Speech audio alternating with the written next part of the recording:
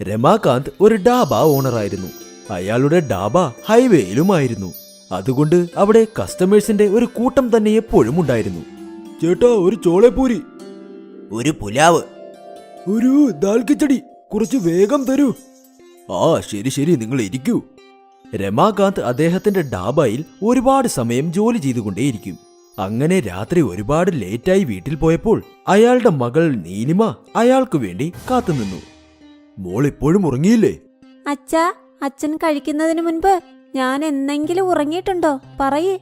ഇതുവരെ അങ്ങനെയല്ല, ഇനി സംഭവിക്കാമല്ലോ. അതെന്താ അച്ഛാ? എന്തുകൊണ്ടെന്നാൽ ഞാൻ നിന്റെ വിവാഹത്തിനു വേണ്ടി ചെക്കനെ ആലോചിച്ചു. എന്താ അച്ഛാ? എനിക്ക് കല്യാണം ഒന്നും കഴിക്കണ്ട. എല്ലാ പെൺകുട്ടികളും ഇങ്ങനെ തന്നെയാ പറയുന്നത്.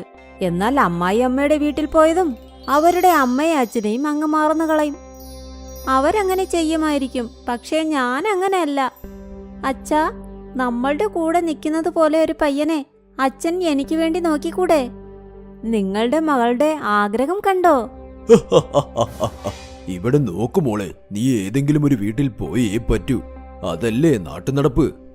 അപ്പോൾ അച്ഛൻ എന്നെ അച്ഛനിൽ നിന്ന് അകറ്റാൻ പോവുകയാണോ? അങ്ങനെയൊന്നുമില്ല. എന്നാൽ നിന്നെ വിവാഹം കഴിച്ച് അയച്ചല്ലേ പറ്റൂ. ഞാൻ നിനക്ക് എങ്ങനെയുള്ള ചെക്കനെയാണ് അന്വേഷിക്കുന്നതെന്ന് അറിയാമോ? അവൻ നിന്നെ നോക്കുമ്പോൾ ഞങ്ങളുടെ രണ്ടുപേരുടെയും ഓർമ്മകൾ നിനക്ക് വരാൻ പാടില്ല. അച്ഛനും തുടങ്ങിയോ? അയ്യോ, രണ്ടുപേരും സംസാരിച്ചു കഴിഞ്ഞെങ്കിൽ കഴിക്കാൻ വരൂ. നേരം രാത്രിയായി. ശരി. രമാകാന്ത് അദ്ദേഹത്തിന്റെ മകളെ ഒരുപാട് സ്നേഹിച്ചിരുന്നു. എന്നാൽ വളരെ പെട്ടെന്ന് തന്നെ അയാളുടെ മകൾ മറ്റൊരു വീട്ടിലേക്ക് വിവാഹം കഴിഞ്ഞു പോകും. അതുകൊണ്ട് ഇപ്പോൾ രമാകാന്ത് വീണ്ടും ഒരുപാട് സമയം ഡാബയിൽ ജോലി ചെയ്തുകൊണ്ട് നിന്നു. എന്തു പറ്റി മുതലാളി? ഇന്ന് ഇത്ര സമയമായല്ലോ, എന്നാൽ ഡാബ അടയ്ക്കുന്നതേയില്ല. സമയമൊക്കെ ആയി, എന്നാൽ ഇനിയും കസ്റ്റമേഴ്സ് വരുമോ എന്ന് ഞാൻ നോക്കുക. എന്റെ മകളുടെ കല്യാണത്തിനു വേണ്ടി പണമുണ്ടാക്കണ്ടേ? ശരി മുതലാളി, മുതലാളിയുടെ മകളുടെ കല്യാണം നമുക്ക് ഗ്രാൻഡായി നടത്താം. ഉറപ്പായും. രമാകാന്തിന്റെ ജോലിക്കാരും അയാളെ ഒരുപാട് സപ്പോർട്ട് ചെയ്തു. അവരും അവിടെ ഓവർ ടൈം ജോലി ചെയ്തു. ഒരു മാസത്തിന് ശേഷം നീലിമയെ കാണാൻ പയ്യന്റെ വീട്ടിൽ നിന്നും ആൾക്കാർ വന്നു. അവർക്ക് നീലിമയെ ഒരുപാട് ഇഷ്ടമാവുകയും ചെയ്തു. 2 മാസങ്ങൾക്ക് ശേഷം ഒരു നല്ല മുഹൂർത്തമുണ്ട്. ഇവരുടെ വിവാഹം നമുക്ക് അന്ന് വെച്ചാലോ? ശരി സ്വാമിജി. നീലിമയുടെ കല്യാണം ഉറപ്പിച്ചതിൽ എല്ലാവരും ഒരുപാട് സന്തോഷിച്ചു. രമാകാന്ത് എല്ലാ വശങ്ങളിൽ നിന്നും പണം സംഭരിച്ചുകൊണ്ടേയിരുന്നു. തന്റെ മകളുടെ കല്യാണത്തിന് ഒരു കുറവും വരുത്തരുതെന്ന് അദ്ദേഹം ഉറപ്പിച്ചു. എന്നാൽ ഒരു ദിവസം അദ്ദേഹം ഒരുപാട് ധൃതിയിൽ ഹൈവേ ക്രോസ് ചെയ്തുകൊണ്ടിരിക്കുമ്പോൾ അപ്പോൾ പെട്ടെന്ന് അദ്ദേഹത്തിന് ഒരു ട്രക്ക് വന്ന് ഇടിച്ചു. അദ്ദേഹം അവിടെ തന്നെ മരിക്കുകയും ചെയ്തു.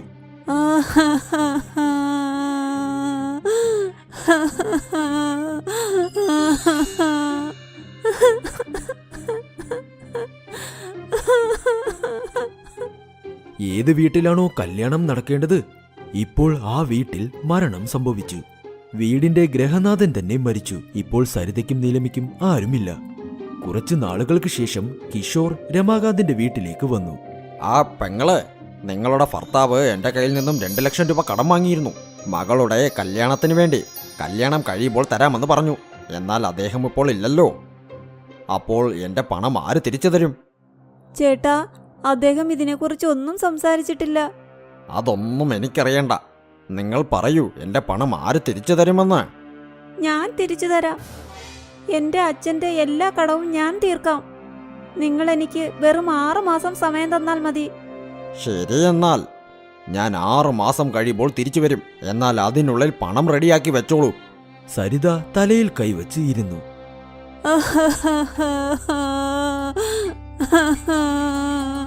അമ്മേ, അമ്മ വിഷമിക്കണ്ട. എല്ലാം ശരിയാകും. എന്നാൽ ഈ കടമെല്ലാം നമ്മൾ എങ്ങനെ തീർക്കും? ജോലി ചെയ്യും. ഞാൻ അച്ഛന്റെ ഡാബ നടത്താം. എന്നാൽ മോളെ, നീ എങ്ങനെ ഇതൊക്കെ ചെയ്യാനാ? ചെയ്യും അമ്മേ. അച്ഛൻ എന്റെ ഒപ്പം തന്നെയുണ്ട്. അങ്ങനെ നീലിമ അടുത്ത ദിവസം തന്നെ ഡാബയിലേക്ക് പോയി. മുത്തശ്ശ, ഇനി മുതൽ ഞാൻ ഡാബ നടത്താം. ശരി മോളെ. മോളുടെ അച്ഛൻ ഞങ്ങളെ ഒരുപാട് സഹായിച്ചിട്ടുണ്ട്. ഞങ്ങൾ എല്ലാവരും മോളുടെ കൂടെ ഉണ്ട്. നിങ്ങളിൽ നിന്ന് ഇതാണ് പ്രതീക്ഷിക്കുന്നത്. ഡാബയിൽ വണ്ടികൾ നിൽക്കാൻ തുടങ്ങി. ജനങ്ങൾ കഴിക്കാനും വന്നുകൊണ്ടിരുന്നു. നീലിമ എല്ലാവരുടെയും ഓർഡറും പിന്നെ പണവും വാങ്ങിയിരുന്നു. അവൾ പകൽ മുതൽ രാത്രി വരെ ഡാബ നോക്കി നടത്തി. ഡാബ അടയ്ക്കുന്ന സമയം നീലിമ പണം എത്ര കിട്ടിയെന്ന് നോക്കി. ഇന്ന് വെറും 3000 രൂപയേ കിട്ടിയുള്ളൂ. 1500 രൂപയേ ഉള്ളൂ ലാഭം. ഇങ്ങനെ തന്നെ പോയാൽ ഞാൻ കിഷോർ അമ്മാവന്റെ കടം എങ്ങനെ തീർക്കും? ദൈവമേ, എന്നെ സഹായിക്കൂ. ഇങ്ങനെ കുറെ നാളുകളായി നീലിമ കഷ്ടപ്പെട്ട് ജോലി നോക്കിക്കൊണ്ടേ നിന്നു. എന്നാൽ അവൾ സമ്പാദിക്കുന്ന ലാഭം വളരെ കുറവായിരുന്നു. അവളിപ്പോൾ ഒട്ടും സന്തോഷത്തിലേയല്ല. ഒരുപാട് ദിവസങ്ങൾ കടന്നുപോയി. ഒരു ദിവസം എല്ലാ ജോലിക്കാരും പുറപ്പെട്ടുപോയി. അപ്പോൾ നീലിമ ഡാബ ക്ലോസ് ചെയ്യാനും തുടങ്ങി. അപ്പോഴാണ് ഒരു വൃദ്ധനായ ഗുരു നീലിമയുടെ അടുത്തേക്ക് വന്നത്. നോക്കൂ മോളെ, ഞാൻ 2 ദിവസമായി പട്ടിണിയാണ്. കഴിക്കാൻ എന്തെങ്കിലും ഉണ്ടെങ്കിൽ തരാമോ? വരൂ, ഇരിക്കൂ. എന്നാൽ മോളെ, നിനക്ക് തരാനായി എന്റെ കയ്യിൽ പണമൊന്നുമില്ല. കുഴപ്പമില്ല. നീലിമ കിച്ചണിലേക്ക് പോയി. അവിടെ മെഴുക്കുവരട്ടിയുണ്ടായിരുന്നു, എന്നാൽ റൊട്ടിയില്ല. അവിടെ റൊട്ടിയുണ്ടാക്കാനുള്ള മാവുള്ളത് നീലിമ കണ്ടു. അവൾ ഉടനെ അടുപ്പ് കത്തിച്ച് ഒരു കലത്തിൽ 2 റൊട്ടികൾ ഉണ്ടാക്കിയെടുത്തു. പിന്നെ മെഴുക്കുവരട്ടിയോടൊപ്പം അവൾ ഉണ്ടാക്കിയ റൊട്ടികൾ ആ ഗുരുവിന് വിളമ്പിക്കൊടുത്തു. ഗുരു ഒരുപാട് വിശപ്പിലായിരുന്നു. ഭക്ഷണം കണ്ടതും അദ്ദേഹം കഴിക്കാൻ തുടങ്ങി. കഴിച്ചു കഴിഞ്ഞതിന് ശേഷം അദ്ദേഹം തന്റെ കൈകളും കഴുകി. ഒരുപാട് നന്ദി മോളെ, നീ ഇന്ന് ഒരു ദരിദ്രന്റെ വയറ് നിറച്ചു. ദൈവം എപ്പോഴും നിന്നെ നന്നായി നോക്കും. ദൈവത്തിനോട് ഞാൻ ഉറപ്പായും നിനക്ക് വേണ്ടി പ്രാർത്ഥിക്കാം. എനിക്ക് വേണ്ടി വേണ്ട, എന്റെ അച്ഛന് വേണ്ടി പ്രാർത്ഥിക്കാമോ? അദ്ദേഹം ഈ ലോകത്തിലില്ല. കുറച്ചു നേരത്തിനുള്ളിൽ ആ ഗുരു നീലിമയുടെ ഭൂതകാലത്തെക്കുറിച്ച് മനസ്സിലാക്കിയെടുത്തു. നീ യഥാർത്ഥത്തിൽ വളരെ നല്ലൊരു കുട്ടിയാണ്. നിന്റെ ഈ പോരാട്ടത്തിൽ ഉറപ്പായും ഞാൻ നിന്നെ സഹായിക്കാം. ഏത് പാത്രത്തിൽ നീ ഈ റൊട്ടി ഉണ്ടാക്കിയോ ആ പാത്രം ഇന്നു മുതൽ ഒരു മാന്ത്രിക പാത്രമായി മാറും. ആരൊക്കെ നീ ആ പാത്രം കൊണ്ടുണ്ടാക്കി കൊടുത്ത റൊട്ടി കഴിക്കുന്നു അവർ ഉറപ്പായും മറ്റൊരു റൊട്ടി കൂടെ കഴിക്കാതെ പോവുകയേയില്ല. അതിലൂടെ നിനക്ക് ഉറപ്പായും പല മടങ്ങ് പണവും സമ്പാദിക്കാൻ കഴിയും. ആ ഗുരു നീലിമയ്ക്ക് ആശീർവാദവും നൽകി അവിടെ നിന്നും പുറപ്പെട്ടു പോയി.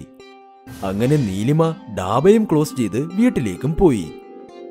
അടുത്ത ദിവസം നീലിമ ഡാബ തുറന്നു. എപ്പോഴത്തെയും പോലെ കസ്റ്റമേഴ്സും വന്നു. ഒരു കസ്റ്റമർ കലം കൊണ്ടുള്ള റൊട്ടി ഓർഡർ ചെയ്തു. ഒരു കലം റൊട്ടി കൂടി. അയാൾ രണ്ടാമത്തെ റൊട്ടിയും കഴിച്ചു. ഒരെണ്ണം കൂടി താമോളെ. അയ്യോ, എന്താ നീ മൂന്നാമത്തെ കലം റൊട്ടിയാ ചോദിക്കുന്നത്? എന്ത് ചെയ്യാനാ, ഇതുവരെ ഞാൻ ഇത്രയും രുചിയുള്ള കലം റൊട്ടി കഴിച്ചിട്ടേയില്ല. നീയും കഴിച്ചു നോക്ക്. പിന്നെ എന്താ, ആരൊക്കെ കലം കൊണ്ടുള്ള റൊട്ടി ഓർഡർ ചെയ്തോ അവർ വീണ്ടും വീണ്ടും ഓർഡർ ചെയ്തുകൊണ്ടേയിരുന്നു. ദിവസം മുഴുവനും കലം കൊണ്ടുള്ള റൊട്ടി ഉണ്ടാക്കിക്കൊണ്ടേയിരുന്നു. രാത്രിയായപ്പോൾ നീലിമ പണം എത്ര വന്നെന്ന് നോക്കിയപ്പോൾ അവൾ ഷോക്കായിപ്പോയി. ഒരു ദിവസം കൊണ്ട് അവളുടെ ലാഭം 10 മടങ്ങായി മാറി. ഇന്നത്തെ ലാഭം 15000 രൂപയോ? അവൾ സന്തോഷത്തോടെ വീട്ടിലേക്ക് പോയി തന്റെ അമ്മയോട് എല്ലാ കാര്യവും പറഞ്ഞു. മോളെ, ഇതെങ്ങനെ സാധിച്ചു? അമ്മേ, ഇതെല്ലാം ആ ഗുരുവിന്റെ ആശീർവാദമാ. അദ്ദേഹത്തിന്റെ ആശീർവാദത്താൽ ആ കലം മാന്ത്രിക കലമായി മാറി. ഇനി അച്ഛന്റെ കടമെല്ലാം നമുക്ക് വേഗം അടയ്ക്കാം. ദൈവത്തിന് 1000 നന്ദി. നീലിമ ഇപ്പോൾ സന്തോഷത്തിലാണ്. അവൾ ഡാബയിൽ വളരെ സന്തോഷത്തോടെ ജോലി ചെയ്തു. 1 മാസത്തിന് ശേഷം കിഷോർ നീലിമയുടെ ഡാബയിലേക്ക് വന്നു. നോക്കുമോളെ, നിനക്ക് ഓർമ്മയില്ലേ? 1 മാസം ഇപ്പോൾ കഴിഞ്ഞു. ആ, ഓർമ്മയുണ്ട്. നീലിമ ടേബിളിൽ നിന്ന് 2 ലക്ഷം രൂപയെടുത്ത് അത് കിഷോറിന്റെ കയ്യിൽ ഏൽപ്പിച്ചു. ഇതാ നിങ്ങളുടെ പണം. ഇത്ര പെട്ടെന്നോ? മോളെ, ഇത്രയും പണം നീ എങ്ങനെ ഇത്ര വേഗം റെഡിയാക്കി? ദൈവത്തിന്റെ കൃപ കൊണ്ട്. നീലിമ കിഷോറിന്റെ ചെവിയിൽ അവളുടെ മാന്ത്രിക കലത്തിനെ കുറിച്ച് പറഞ്ഞു. അന്നു മുതൽ കച്ചവടം നന്നായി നടക്കുന്നുണ്ട്. വരുമാനവും കൂടിയിട്ടുണ്ട്. നല്ല കാര്യം. ഇനി വരുന്ന കാലം മോള് നന്നായി ജീവിക്കേ. എന്റെ ആശീർവാദം എപ്പോഴും നിന്നോടൊപ്പം ഉണ്ടായിരിക്കും. കിഷോർ നീലിമയെ ആശീർവദിച്ച് അവിടെ നിന്നും പോയി. എന്നാൽ അയാളുടെ മനസ്സിൽ അസൂയയുണ്ടായിരുന്നു. രാത്രി ഡാബ ക്ലോസ് ആയതിനു ശേഷം കിഷോർ ആ മാന്ത്രിക കലം കൈക്കലാക്കാൻ വേണ്ടി ഡാബയിലേക്ക് വന്നു. എന്നാൽ കിഷോർ ആ കലത്തിൽ തൊട്ട ഉടനെ കലം ചൂടാകാനായി തുടങ്ങി. ആ കലം അപ്പോൾ എത്ര ചൂടായെന്നാൽ അത് ചുമന്ന നിറത്തിലും മാറി. ഇതിൽ കിഷോറിന്റെ കൈയും പൊള്ളി. എന്റെ കയ്യേ, അയ്യോ എന്റെ കയ്യേ. കിഷോറിന് അവന്റെ അത്യാഗ്രഹത്തിനുള്ള ശിക്ഷ കിട്ടി. അവന് ആ മാന്ത്രിക റൊട്ടി കലവും കിട്ടിയില്ല. അതോടൊപ്പം അയാളുടെ കൈകളും പൊള്ളിപ്പോയി. അതുകൊണ്ട് നമ്മൾ ഒരിക്കലും അത്യാഗ്രഹപ്പെടാനേ പാടില്ല. ഗൗരവ് റെയിൽവേ സ്റ്റേഷനടുത്ത് ഗോപി ആലു പറാത്ത തയ്യാറാക്കിക്കൊണ്ട് വിറ്റുകൊണ്ടിരുന്നു. വരൂ വരൂ, ചൂടുള്ള ഗോപി ആലു പൊറോട്ട കഴിക്കൂ. ഗൗരവിന്റെ വീട്ടിൽ അവന്റെ അമ്മ, ഭാര്യ, പിന്നെ അവന്റെ മകളും ഉണ്ടായിരുന്നു. ഗൗരവ് രാവിലെ മുതൽ വൈകുന്നേരം വരെ പണിയെടുക്കും. എന്നാലും അദ്ദേഹത്തിന് കഷ്ടപ്പാടിൽ നിന്ന് പുറത്തു വരാൻ സാധിച്ചില്ല. നോക്കൂ, ഗോപി ആലു പറാത്ത ചെയ്യാൻ ഒരുപാട് ചിലവാകുന്നുണ്ട്. നിങ്ങൾ ഒരു കാര്യം ചെയ്യൂ, നിങ്ങൾ സാധാ പറാത്ത വിറ്റ് നോക്കൂ. അതുകൊണ്ട് നമുക്ക് ചിലവും കുറയും, നമ്മുടെ ലാഭവും കൂടും. ഇല്ല, ഞാനങ്ങനെ ചെയ്യില്ല. സാധാരണ പൊറോട്ട ആർക്കും ഇഷ്ടമല്ലെന്നേ. അച്ഛൻ ഗോപി ആലു പൊറോട്ടയാണ് ചെയ്തു വിറ്റിരുന്നത്. അതുകൊണ്ട് ഞാനും ഇത് തന്നെ ചെയ്യും. ഗൗരവിന് പലതരം കസ്റ്റമേഴ്സ് ഉണ്ടായിരുന്നു. അവർക്ക് പലതരം ഡിമാൻഡ്സും ഉണ്ടായിരുന്നു. ചേട്ടാ, പൊറോട്ട മാത്രമല്ല ഗോപി ആലുവും കുറച്ച് തരൂ. പിന്നെ എനിക്ക് പൊറോട്ടയുടെ കൂടെ പച്ചക്കറി വേണം. എനിക്ക് പൊറോട്ടയുടെ കൂടെ അച്ചാറ് തരണം. എനിക്ക് പൊറോട്ടയുടെ കൂടെ തൈര് വേണം. ഗൗരവിന് ചില സമയത്ത് തന്റെ കസ്റ്റമേഴ്സിന്റെ ഡിമാൻഡ്സ് കേട്ട് മടുത്തു പോകും. പൊറോട്ടയുടെ കൂടെ നിങ്ങൾക്ക് പച്ചക്കറി വേണമെങ്കിൽ നിങ്ങൾ പ്രത്യേകം പണം തരണം. എനിക്ക് പ്രത്യേകിച്ചൊന്നും തരാൻ പറ്റില്ല. കണ്ടോ കണ്ടോ, ഈ ഗൗരവ് പച്ചക്കറിക്ക് പ്രത്യേകം പൈസ ചോദിക്കുന്നു. വരൂ വരൂ, നമുക്ക് ആർക്കും ഈ കടയിൽ നിന്ന് കഴിക്കണ്ട. അയ്യോ, ഒരു നിമിഷം, നിങ്ങൾ എവിടെ പോകുന്നു? ഒന്ന് നിൽക്കൂ. ഒരു ദിവസം ഗൗരവ് വളരെ വിഷമിച്ചുകൊണ്ട് വീട്ടിൽ വന്നു. എന്തു പറ്റി? ഇപ്പോൾ കസ്റ്റമേഴ്സ് വരുന്നത് കുറഞ്ഞുകൊണ്ടേ വരുന്നു. ജനങ്ങൾക്ക് പണം തരാനും താല്പര്യമില്ല. എന്നാൽ തൈര്, അച്ചാറ്, പച്ചക്കറി ഇതെല്ലാം ചോദിക്കുന്നു. വരൂ, നമുക്കൊന്ന് പുറത്തു പോയിട്ട് വരാം. അപ്പൊ ഒന്ന് റിഫ്രഷ് ആകും. നമ്മുടെ അടുത്ത് ടൂറിസ്റ്റ് പ്ലേസിലേക്ക് പോകാനുള്ള പണമൊന്നുമില്ല. അതുകൊണ്ട് നിന്റെ വീട്ടിലേക്ക് നമുക്ക് പോകാം. ഗൗരവ് ചുറ്റിക്കാണാൻ അമ്മായിമ്മയുടെ വീട്ടിൽ ചെന്നു. അതൊരു ഗ്രാമമാണ്. വഴിയിൽ ഗൗരവനും ഗൗരവിന്റെ ഭാര്യയ്ക്കും വളരെ ദാഹിച്ചു. അവർക്ക് എവിടെ നിന്നോ വെള്ളച്ചാട്ടത്തിന്റെ ശബ്ദം കേട്ടു. ഈ അരുവിയുടെ ശബ്ദം കിഴക്ക് ദിശയിൽ നിന്നാ വരുന്നത്. ഗൗരവും അവന്റെ ഭാര്യയും കിഴക്ക് ഭാഗത്തിലേക്ക് പോയി. അവർ കുറച്ചകലെ വെള്ളച്ചാട്ടവും കണ്ടു. ഈ അരുവി കാണാൻ നല്ല രസം. ഗൗരവും അവന്റെ ഭാര്യയും വെള്ളം കുടിച്ച് അവരുടെ ദാഹം മാറ്റി. അതോടൊപ്പം കൈകാലം കഴുകി. അവരവിടെ നിന്ന് പുറപ്പെടുമ്പോൾ ആരോ വേദനയിൽ പിടയുന്ന പോലെ ശബ്ദം കേട്ടു. ഈ ശബ്ദം വെള്ളച്ചാട്ടത്തിന്റെ പുറകെ നിന്നാണ് കേൾക്കുന്നത്. അരുവിയിലേക്ക് ഒന്ന് ചാടി നോക്കണം. അപ്പോഴേ അവിടെ എന്താണുള്ളതെന്ന് മനസ്സിലാകൂ. പക്ഷെ വെള്ളച്ചാട്ടത്തിന്റെ അകത്തേക്ക് പോകുന്നത് ഒരു ആപത്തായാലോ? ഇത് എന്തെങ്കിലും ട്രാപ്പായി കൂടിയിരിക്കാം. അപ്പോഴാണ് വെള്ളച്ചാട്ടത്തിൽ നിന്ന് ശബ്ദം കേട്ടത്. ഞാൻ ഒന്നിനു വേണ്ടിയും ഇവിടെ വലവീശിയതല്ല. എന്നെ രക്ഷിക്കൂ. ഞാനൊരു സ്വാമിയാണ്. എന്നെ ഇവിടെ നിന്നും മോചിപ്പിക്കൂ. ഞാൻ ആ അരുവിക്കകത്ത് പോയി നോക്കാൻ പോകുക. ഒരുപക്ഷെ ഞാൻ അവിടെ അകപ്പെട്ടാൽ എന്നെ പോലെ ആരെങ്കിലും സഹായിക്കുമെന്ന് ഞാൻ പ്രതീക്ഷിക്കില്ലേ? ഗൗരവ് വെള്ളച്ചാട്ടത്തിൽ ചെന്നു. അവിടെ നോക്കുമ്പോൾ ഒരു മുനിയെ മുള്ളുകൊണ്ടുള്ള തൂണിൽ കെട്ടിയിട്ടിരുന്നു. അദ്ദേഹത്തിന്റെ പുറത്തു നിന്ന് രക്തം വന്നു. നിങ്ങൾ ആരാണ്? നിങ്ങൾ എങ്ങനെ ഇവിടെ അകപ്പെട്ടു? ഞാൻ നിന്നോട് എല്ലാം പറയാം. ആദ്യം എന്നെ ഒന്ന് മോചിപ്പിക്കൂ. ഗൗരവ കെട്ടയച്ചിട്ടു. മുനി ഇപ്പോൾ മോചിതനായി. നിനക്ക് ഒരുപാട് ഒരുപാട് നന്ദി. ഞാൻ ഒരു സ്വാമിയാണ്. എന്റെ അടുത്ത് ചില ശക്തികളുമുണ്ട്. മനുഷ്യരുടെ ആഗ്രഹങ്ങളെല്ലാം എനിക്ക് നിറവേറ്റാൻ കഴിയും. ജനങ്ങൾ എന്റെ ശക്തി തെറ്റായി ഉപയോഗിക്കാൻ തുടങ്ങി. ഞാൻ അവരുമായി അംഗീകരിക്കാത്തപ്പോൾ എന്നെ ഇവിടേക്ക് കൂട്ടിക്കൊണ്ടുവന്ന് ഇതുപോലെ അടച്ചു വെച്ചു. ഒരുപക്ഷെ നിങ്ങളുടെ കയ്യിൽ യഥാർത്ഥത്തിൽ ശക്തി ഉണ്ടെങ്കിൽ നിങ്ങളെന്താ അതുപയോഗിച്ച് വെളിയിലേക്ക് വരാത്തത്? ഞാൻ എന്റെ ശക്തികൾ ഒരിക്കലും എനിക്ക് വേണ്ടി ഉപയോഗപ്പെടുത്താൻ പാടില്ല. ശരി സ്വാമി, ഞാനെന്നാൽ പുറപ്പെടുക. എനിക്കെന്റെ അമ്മായിയമ്മ വീട്ടിലെത്തണം. ഒരുപാട് ലേറ്റായി. നീ എന്തിനാണ് വെറും കൈയോടെ പോകുന്നത്? നീ എന്നെ സഹായിച്ചിരിക്കുന്നു. ഞാനിപ്പോൾ നിന്നെ സഹായിക്കാൻ ആഗ്രഹിക്കുന്നു. ഒരുപക്ഷെ നിനക്ക് എന്തെങ്കിലും വേണമെങ്കിൽ അത് ചോദിക്ക്. ഇല്ല സ്വാമി, ഞാൻ എന്റെ ജീവിതത്തിൽ കഠിനമായി അധ്വാനിച്ച് സമ്പാദിക്കാൻ ആഗ്രഹിക്കുന്നു. ഗൗരവ് പറഞ്ഞത് കേട്ട് മുനി സന്തോഷിച്ചു. അവർ മനസ്സിനുള്ളിൽ ഗൗരവിനെ ആശീർവദിക്കുകയും ചെയ്തു. ഗൗരവ് അമ്മായിമ്മയുടെ നാട്ടിൽ നിന്ന് വന്നതിന് ശേഷം അദ്ദേഹം വീണ്ടും തന്റെ ഗോപി ആലു പറാത്ത ബിസിനസ് തുടങ്ങി. വരൂ വരൂ, ചൂടുള്ള രുചിയുള്ള ആലു ഗോപി പൊറോട്ട കഴിക്കൂ. വരൂ വരൂ. കസ്റ്റമേഴ്സ് വീണ്ടും അവരുടെ ഡിമാൻഡുകൾ ചോദിക്കാൻ തുടങ്ങി.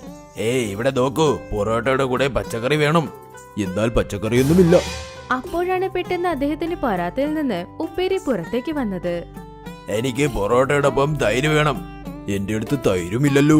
പക്ഷെ പെട്ടെന്ന് ആ കസ്റ്റമറിന്റെ പറാത്തയ്ക്ക് പുറത്ത് തൈരും പുറത്തു വന്നു. എനിക്ക് പൊറോട്ടയുടെ കൂടെ അച്ചാറ് വേണം. എന്നാൽ എന്റെ അടുത്ത് അച്ചാറുമില്ല. അപ്പോഴാണ് മൂന്നാമത്തെ കസ്റ്റമറിന്റെ പ്ലേറ്റിൽ നിന്ന് അച്ചാറും വന്നത്. അവിടെയുള്ളവർ ആശ്ചര്യപ്പെട്ടു നോക്കി. ഇതെന്താണിത്? ഞാൻ 3 പേർക്കും പച്ചക്കറിയും തൈരും അച്ചാറും കൊടുത്തില്ലല്ലോ. എന്നാൽ ഇതെല്ലാം ഇവരുടെ പ്ലേറ്റിൽ എങ്ങനെ വന്നു? അപ്പോഴാണ് ഗൗരവ് ഇതിനു മുന്നേ വെള്ളച്ചാട്ടത്തിനുള്ളിൽ രക്ഷിച്ച് മുനി അവിടേക്ക് വന്നത്. ഇവിടെ നോക്കൂ, 2 പൊറോട്ട തരൂ, തൈരും അച്ചാറും പച്ചക്കറിയും തരൂ. അങ്ങനെ പറഞ്ഞ് മുനി അപ്രത്യക്ഷിതപ്പെട്ടു. ഈ അത്ഭുതങ്ങളെല്ലാം ആ മുനി കാരണമാണ് സംഭവിക്കുന്നതെന്ന് ഗൗരവിന് ഇപ്പോൾ മനസ്സിലായി. ഇപ്പൊ ഗൗതമിന്റെ അടുത്തേക്ക് ഒരുപാട് കസ്റ്റമേഴ്സ് വന്നു. എല്ലാവരും പറാത്ത കഴിക്കാനാണ് വന്നത്.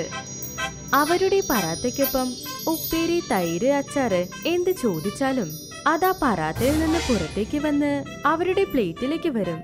ഗൗരവ് സത്യസന്ധമായി പറാത്തയുടെ പൈസ മാത്രം വാങ്ങിക്കൊണ്ടിരുന്നു. കുറച്ച് ദിവസം കൊണ്ട് ഗൗരവ് വലിയ പണക്കാരനുമായി. ഗൗരവ് എല്ലാവരോടും നടന്ന സത്യം പറഞ്ഞു. അതായത് ഒരു മുനി കാരണമാണ് ഈ അത്ഭുതങ്ങൾ നടക്കുന്നത് എന്ന്. അദ്ദേഹത്തെയാണ് ഗൗതം വെള്ളച്ചാട്ടത്തിനകത്ത് രക്ഷിച്ചത്. പിന്നെ ആ മുനി വെള്ളച്ചാട്ടത്തിനടുത്തിരുന്ന് തപസ് ചെയ്തുകൊണ്ടേയിരുന്നു. ഗൗരവിന്റെ അടുത്ത് ദീപക് എന്നാൾ പറാത്ത തള്ളുവണ്ടി വെച്ചുകൊണ്ടിരുന്നു. അദ്ദേഹവും പറാത്ത തന്നെയാണ് വിറ്റത്. അവനെന്ത് ചിന്തിച്ചു എന്നോ, അവനും ആ മുനിയുടെ അടുത്ത് നിന്ന് അനുഗ്രഹം വാങ്ങിച്ചാൽ ഗൗരവിനെ പോലെ പണക്കാരനാവാമെന്ന് ആഗ്രഹിച്ചു. ദീപക് ഗൗരവിനോട് സംസാരിക്കുന്ന മട്ടിൽ ആ മുനി എവിടെയുണ്ടെന്ന് അവൻ ചോദിച്ചറിഞ്ഞു. ദീപക് തോക്കുമെടുത്തുകൊണ്ട് ആ മുനിയുടെ അടുത്തേക്ക് ചെന്നു. നീ ആരാണ്? ഇവിടെ എന്ത് ചെയ്യുന്നു? വായടക്കേ, എന്റെ പേര് ദീപക്. ഞാൻ ഗൗരവിന്റെ കടയുടെ അടുത്ത് ആ കടയിട്ടിരിക്കുന്നത്. നിങ്ങൾ അവന് വരം കൊടുത്ത് വലിയ തെറ്റ് ചെയ്തു. നീ തെറ്റിദ്ധരിച്ചതാണ്. ഗൗരവ് സത്യത്തിൽ നല്ല വ്യക്തിയാണ്. ഞാൻ അവന് ഒരു വരവും കൊടുത്തിട്ടില്ല. എപ്പോഴും നന്നായിരിക്കുന്ന ഞാൻ അവനെ അനുഗ്രഹിച്ചതേ ഉള്ളൂ. കിഴവാ, എന്നോട് അധികം സംസാരിക്കണ്ട. മര്യാദയ്ക്ക് എനിക്കും അതുപോലെ ഒരു വരം താ, അല്ലെങ്കിൽ ഇപ്പോൾ തന്നെ ഞാൻ തന്നെ കൊന്നുകളയും. അങ്ങനെയൊന്നും ആർക്കും അനുഗ്രഹിക്കാൻ പറ്റില്ല മോനെ. തനിക്ക് പറഞ്ഞാൽ മനസ്സിലാകില്ല. ദീപക് മുനിയുടെ കഴുത്തിലേക്ക് പിടിച്ചു. അവൻ അദ്ദേഹത്തിന്റെ കഴുത്ത് ഞെരിച്ച് ഇങ്ങനെ പറഞ്ഞു. വേഗം അനുഗ്രഹിച്ചോ, അല്ലെങ്കിൽ തന്റെ ജീവൻ ഞാനിങ്ങെടുക്കും. ശരി, ഞാൻ നിന്നെ അനുഗ്രഹിക്കാം. അടുത്ത ദിവസം ദീപക് വളരെ സന്തോഷിച്ച് അവന്റെ ബിസിനസ്സും തുടങ്ങി. ദീപക് കസ്റ്റമേഴ്സിന്റെ പ്ലേറ്റിൽ പറാത്ത വെച്ച് കൊടുത്തപ്പോൾ ആ പ്ലേറ്റിൽ പറാത്തയ്ക്ക് മുകളിൽ പാമ്പുകൾ ഉണ്ടായിരുന്നു. ദീപക് കസ്റ്റമേഴ്സിന്റെ പ്ലേറ്റിൽ എത്ര തവണ പറാത്ത വെച്ചാലും എല്ലാ തവണയും പാമ്പുകൾ വന്നു. കസ്റ്റമേഴ്സ് ദീപകിന്റെ കയ്യിൽ നിന്ന് പറാത്ത വാങ്ങുന്നത് നിർത്തി. എല്ലാ കസ്റ്റമേഴ്സും ഗൗരവിന്റെ കയ്യിൽ നിന്ന് പറാത്ത വാങ്ങി. ഗൗരവ് കസ്റ്റമേഴ്സിന്റെ തിരക്ക് വളരെ കൂടിയെന്ന് ശ്രദ്ധിച്ചിരുന്നു. അതുകൊണ്ട് 2 വേലക്കാരെ നിർത്തിക്കൊണ്ട് ഗൗരവ് ഒരു റെസ്റ്റോറന്റ് തുറന്നു. അങ്ങനെ സത്യസന്ധത പ്രയത്നം കൊണ്ട് ബിസിനസ്സിൽ മുന്നേറി ഒരുപാട് സന്തോഷത്തോടെ ജീവിച്ചു. മോഹൻ ഗ്രാമത്തിലെ ഒരു പണക്കാരനായ കൃഷിക്കാരനായിരുന്നു. പക്ഷേ ഭാര്യയുടെ ട്രീറ്റ്മെന്റിനായി എല്ലാ നിലവും വിറ്റു. എന്നിട്ട് അദ്ദേഹം തന്റെ വീടിനകത്ത് ഒരു പൊറോട്ട കട ഓപ്പൺ ചെയ്തു. അദ്ദേഹത്തിന്റെ നല്ല ഗുണവും ടേസ്റ്റുള്ള പൊറോട്ടയും കണ്ട് ഏരിയയിലെ ജനങ്ങളൊക്കെ അവിടെ ചെന്ന് കഴിക്കാൻ തുടങ്ങി. സുമിത്ര രാജു പഠിക്കുന്ന സ്കൂളിനടുത്ത് ഒരു പിസ്സ കട തുടങ്ങി. അതിന്റെ പരസ്യം റേഡിയോ, ന്യൂസ് പേപ്പർ, പിന്നെ ഓട്ടോയിൽ പോലും ഒട്ടിച്ചു. അവർ പോസ്റ്റർ ഒട്ടി നല്ല വ്യാപാരം ചെയ്തു. ഞാൻ അവിടുത്തെ പിസ്സ കഴിച്ചു. എന്ത് രസമാണെന്നോ. ഞാനും എൻ്റെ അച്ഛനും കാർ പാർക്ക് ചെയ്തിട്ട് ആ പിസ്സ ഓർഡർ ചെയ്തു. എന്നിട്ട് കുറെ നേരം കാത്തിരുന്നിട്ടാ അത് കിട്ടിയത്. അങ്ങനെയോ? പിസ്സ അത്രയ്ക്കും ടേസ്റ്റ് ആണോ? സ്വാദാണോന്നോ? ഒന്ന് കഴിച്ചു നോക്കണം അതിന്റെ രുചി അറിയണേ. എന്തിനാണ് അകത്തേക്ക് വിടാത്തത്? അത് നിന്റെ അച്ഛന്റെ ഫുട്പാത്തിലുള്ള പൊറോട്ട കടയാണെന്നാണോ വിചാരിച്ചേ? അങ്ങോട്ട് നോക്കിക്കൊണ്ട് പോകാൻ. ആ കടയ്ക്കൊക്കെ ഒരു സ്റ്റാറ്റസ് ഉണ്ട്. വലിയ വലിയ പണക്കാരൊക്കെ അവിടെ വണ്ടി നിർത്തി വാങ്ങിക്കും. അതൊക്കെ വലിയ പണക്കാർക്ക് പറഞ്ഞിട്ടുള്ളതാ, മനസ്സിലായോ? രാഖി സംസാരിക്കുന്നത് കേട്ട് എല്ലാരും ചിരിക്കാൻ തുടങ്ങി. സുമിത്രയെ പൊറോട്ടയുടെ കാര്യം പറഞ്ഞ് കളിയാക്കുന്നത് അവർക്ക് ഇഷ്ടപ്പെട്ടില്ല. രാജു സ്കൂളിൽ നിന്നും വീട്ടിലേക്ക് പോയപ്പോൾ പിസ്സ കടയിലെ ആൾക്കാരെ കണ്ട് അവിടെ നിന്നു. സുമിത്ര അവനെ സമാധാനിപ്പിച്ച് വീട്ടിലേക്ക് കൂട്ടിക്കൊണ്ടുവന്നു. അച്ഛാ അച്ഛാ, ഞങ്ങൾക്ക് പിസ്സ കഴിക്കണം. ശരി മോനെ, ഒരു ദിവസം ഞാൻ വാങ്ങിത്തരാം. ഇപ്പൊ നല്ല ചൂട് ഉരുളക്കിഴങ്ങ് പൊറോട്ട ഉണ്ടാക്കിയിട്ടുണ്ട്, അത് കഴിക്കേ. എനിക്കത് വേണ്ട, എനിക്കത് വേണ്ട, എനിക്ക് പിസ്സ തന്നെ വേണം. നോക്കൂ രാജു, പിസ്സ ഭയങ്കര കോസ്റ്റ്ലിയാണ്. അത്രയും കാശ് നമ്മുടെ കയ്യിലില്ല. പിസ്സ വാങ്ങിത്തരാൻ കാശില്ല മോനെ. പക്ഷെ നിനക്ക് വാക്ക് തരാം, എന്നെങ്കിലും ഒരു ദിവസം ഞാൻ തീർച്ചയായും വാങ്ങിത്തരാം. ഇല്ല അച്ഛാ, എനിക്ക് നാളെ തന്നെ പീസ വേണം. പീസ മാത്രം വാങ്ങിച്ചു തന്നില്ലെങ്കിൽ ഞാൻ പിന്നെ ഒന്നും കഴിക്കില്ല. രാജു, വാശി പിടിക്കല്ലേ. അത് അച്ഛൻ പറയുന്നല്ലോ, ഒരു ദിവസം തീർച്ചയായും പീസ വാങ്ങി തരാമെന്ന്. ഇല്ല ചേച്ചി, നാളെ തന്നെ എനിക്ക് പീസ കഴിക്കണം. പീസ എത്ര ടേസ്റ്റ് ആയിരിക്കുമെന്ന് റാക്കി ചേട്ടൻ പറഞ്ഞതല്ലേ. എടാ രാജു, അവൻ ഡോക്ടറിന്റെ മകനാണ്. അവന്റെ കയ്യിൽ ഒരുപാട് കാശുണ്ട്. പോയി കഴിക്ക്. പൊറോട്ട കഴിച്ചിട്ട് അവർ കിടന്നുറങ്ങി. പക്ഷേ മോഹന് സങ്കടം കൊണ്ട് ഉറക്കം വന്നില്ല. അദ്ദേഹം തന്റെ ദാരിദ്ര്യത്തെക്കുറിച്ച് ആലോചിച്ച് വിഷമിച്ചു. എനിക്കൊന്നും പറ്റുന്നില്ലല്ലോ, എന്റെ കുട്ടികൾ ആഗ്രഹിക്കുന്ന ചെറിയ കാര്യങ്ങൾ പോലും സാധിച്ചു കൊടുക്കാൻ പറ്റുന്നില്ല. അത് വിചാരിച്ച് അദ്ദേഹം കരയാൻ തുടങ്ങി. ചിന്തിച്ച് അദ്ദേഹം അങ്ങനെ ഉറങ്ങിപ്പോയി. അടുത്ത ദിവസം രാവിലെ കുട്ടികൾ സ്കൂളിലേക്ക് പോയി. അന്ന് സ്കൂളിൽ മൊത്തം പിസയെക്കുറിച്ചുള്ള സംസാരമായിരുന്നു. ഫ്രണ്ട്സ്, നാളെ എൻ്റെ ബർത്ത്ഡേ ആണ്.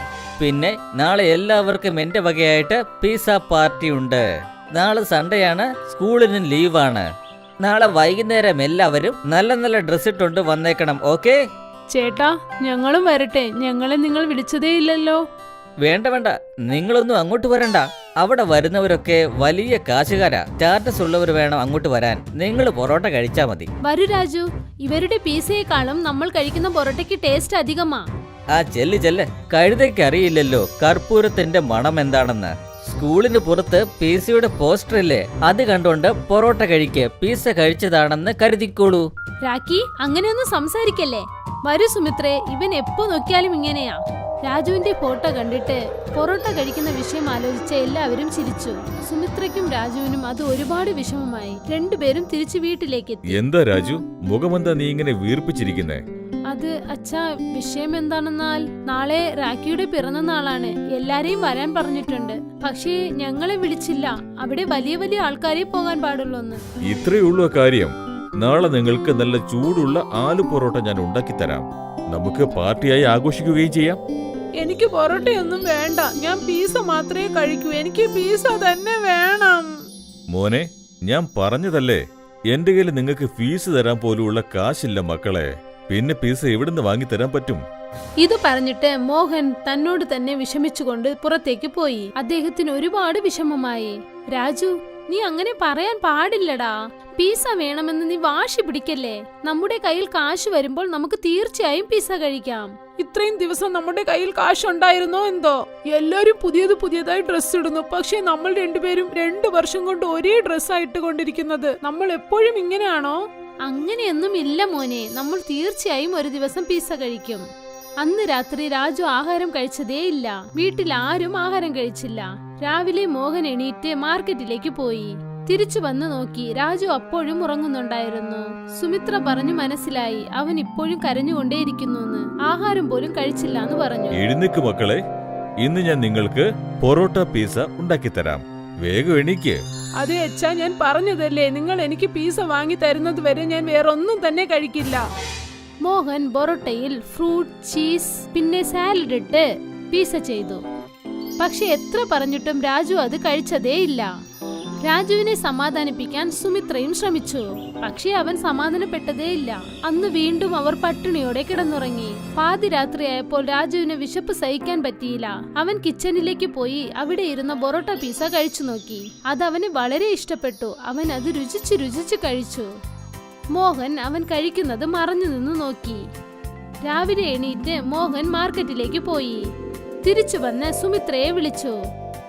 സുമിത്രേ, മോളെ സുമിത്രേ. ദാ എത്തിയച്ചാ. ഇതാ മോളെ കാശ്. സ്കൂളിൽ നിന്ന് തിരിച്ചു വരുമ്പോൾ പിസ്സ വാങ്ങിച്ചു കൊണ്ടുവരണം. അച്ഛാ, ഏതാണച്ചാ ഈ കാശ്? അതൊക്കെ കിട്ടി മോളെ. പിന്നെ ഞാൻ ടിഫിനില് പൊറോട്ട പീസ വെച്ചിട്ടുണ്ട്. മറക്കാതെ എടുത്ത് കഴിക്കണമേ. സുമിത്ര വീട്ടിൽ നിന്നും സ്കൂളിലേക്ക് പോകുമ്പോൾ അപ്പോൾ അച്ഛന്റെ സൈക്കിൾ വാതിൽക്കൽ ഇല്ലായിരുന്നു. അവൾക്ക് പെട്ടെന്ന് പിടികിട്ടി. അച്ഛൻ സൈക്കിൾ വിറ്റിട്ടാണ് കാശ് നൽകിയതെന്ന്. സുമിത്രയും രാജുവും സ്കൂളിലേക്ക് എത്തി. സ്കൂളിൽ റാക്കി കൊടുത്ത പീസ പാർട്ടിയെ കുറിച്ചായിരുന്നു സംസാരം. എല്ലാവരുടെ സംസാരവും പീസ പാർട്ടിയെ കുറിച്ച് മാത്രമായിരുന്നു. ലഞ്ച് സമയത്ത് സുമിത്രയും രാജുവും പൊറോട്ട പീസ കഴിക്കുകയായിരുന്നു. അവിടേക്ക് റീറ്റ വന്നു. നിങ്ങൾ എന്ത് ഡിഷാ കഴിക്കുന്നേ? ഇതെന്റെ അച്ഛൻ ചെയ്തു തന്നതാണ്, പൊറോട്ട പീസ. അതെ, ഈ സ്പെഷ്യൽ ഡിഷ് എന്റെ അച്ഛൻ ചെയ്തതാണ്. ഇതാ, നീയും കഴിച്ചു നോക്ക്. ഇത് വളരെ ടേസ്റ്റ് ആയിട്ടുണ്ട്. വാവ്, എത്ര ടേസ്റ്റ് ഉള്ള പൊറോട്ട പിസയാണെന്നോ. ഇത് കഴിക്കാൻ വളരെ ടേസ്റ്റ് ആയിട്ടുണ്ട്. വരൂ, ഇവിടെ നോക്കൂ, പൊറോട്ട പിസ. ഇന്നലെ പാർട്ടിയിൽ തന്ന പിസയേക്കാളും ഇത് നല്ല ടേസ്റ്റ് ആണ്. സുമിത്ര പ്ലീസ്, എനിക്കൊരു കഷ്ണം താ. ആ തരാം. ഇതാരാക്കി, നീയും ഒരു കഷ്ണം കഴിക്കേ. വാവ്, ഇതിനെന്ത് രുചിയാണ്. പൊറോട്ട പിസ ഇതുപോലെ ഒന്നും ഞാൻ എന്റെ ജീവിതത്തിൽ കഴിച്ചിട്ടേയില്ല. ഗ്രാമം ഒട്ടാകെ പൊറോട്ട പിസയെ കുറിച്ചായി സംസാരം. സുമിത്ര തന്റെ അച്ഛനോട് പൊറോട്ട പിസ ചെയ്യാനായി ഐഡിയ കൊടുത്തു. ഇപ്പോൾ അവരുടെ കടയിൽ ഒരുപാട് തിരക്കായി. പിസ കടയിൽ കുറച്ചായി കസ്റ്റമർ കുറയാൻ തുടങ്ങി. പിസ കട അടച്ചു മൂടുന്ന ലെവലിലെത്തി. അപ്പോഴാണ് ഒരു ദിവസം പിസ കടയുടെ മുതലാളി, അദ്ദേഹം തന്നെ മോഹനെ കാണാനെത്തി. അല്ല മോഹൻലാൽ, നിങ്ങളുടെ പൊറോട്ട പീസയെ പറ്റി ഞാൻ ഒരുപാട് കേട്ടിരിക്കുന്നു. ഇന്ന് ഞാനത് കഴിച്ചു നോക്കി. സത്യം പറയാലോ, പറയാൻ വാക്കുകളില്ല. നിങ്ങളുടെ കൈയുണ്ടല്ലോ, ശരിക്കും പുണ്യം ചെയ്ത കൈ തന്നെയാ. വളരെ നന്ദി സാറേ. നമുക്ക് രണ്ടുപേർക്കും ഒരുമിച്ച് ജോലി ചെയ്താലോ? നിനക്കെന്റെ കട ഇനി ഉപയോഗിക്കാം. ഞാൻ ഫണ്ടിങ്ങും പിന്നെ മാർക്കറ്റിംഗും നോക്കിക്കോളാം. അതിൽ നിന്ന് കിട്ടുന്ന ലാഭം നമുക്ക് തുല്യമായി വീതിച്ചെടുക്കാം. മോഹന് ആ പ്രപ്പോസൽ ഇഷ്ടപ്പെട്ടു. രണ്ടുപേരും ചേർന്ന് ആ ജോലി തുടങ്ങി. അതായത് പിസയുടെ ടേസ്റ്റും പിന്നെ നല്ല മാർക്കറ്റും കൊണ്ട് അവരുടെ കട വളരെ പെട്ടെന്ന് തന്നെ ഒരുപാട് സിറ്റികളിൽ ഓപ്പൺ ചെയ്തു. ഇപ്പോൾ മോഹനെ എല്ലാരും സേഠ് മോഹൻ എന്ന് വിളിക്കാൻ തുടങ്ങി. അദ്ദേഹം സിറ്റിയിൽ ഒരു വലിയ ബംഗ്ലാവ് വാങ്ങി.